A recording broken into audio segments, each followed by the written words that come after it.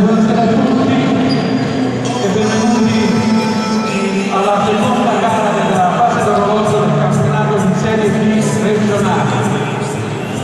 Gara che vede di fronte la squadra dello Sporting Portici e Siemens Portici Romina. Adesso presentiamo gli atleti dello staff. Allora, per lo Sporting Portici, fate sentire le mani. Con numero 4, Nestor Marco. Con numero 5, Emilio Francesco.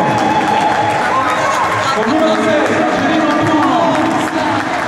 Con numero 7, Mondo Lagario. Con numero 8, Mondo Ferdinando. Con numero 12, Oliviero Agnello. Con numero 13, Nevini Alessandro. Con numero 14, Carlo Giovanni. Con numero 21, Accardo Giovanni. Capitano della squadra con numero 20, Angelo Marco. Allora, per il naso degli avversari andiamo a morire, non a morire nemmeno.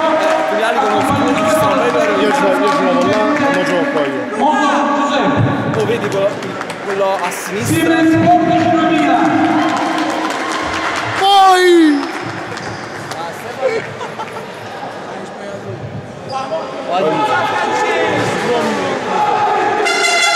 Con numero 4, Costaglione Diego. Con numero 5, Alaino Eric. Con numero 6, Emprete Mattia. Con numero 9, Cito Antonio.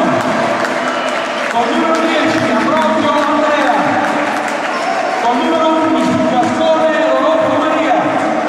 Con numero 13, Castronuovo Antonio. Con numero 15, Sannino Domenico. Magnadillo, dove? Numero 18, Oliviero Claudio. Con numero 23, Marra Francesco. Con numero 30, Leguen Gabriel. Con numero 8, capitano della formazione, Tirosa Giuseppe. Allenatore Ciro Cialavolo. Assistente Salvatore Petriccione. Addetto alle statistiche Daniela Marco. Accompagnatori Albano, Tirosa.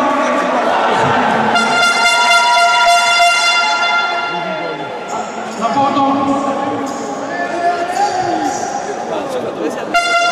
Sono l'incontro ai signori Patriciani, Antonino di Santa Maria Caporettere, Sandovo Dario di Mazzalone, Segnapulli Tamaro Gennaro e 24 secondi Musso Raffaele. Vai, Le, vai! Il capitano offre al capitano della squadra Numero 5, il mio vicino di casa. Ah, Alessandro. Gagliardetto, Francesco. Alessandro Rosale.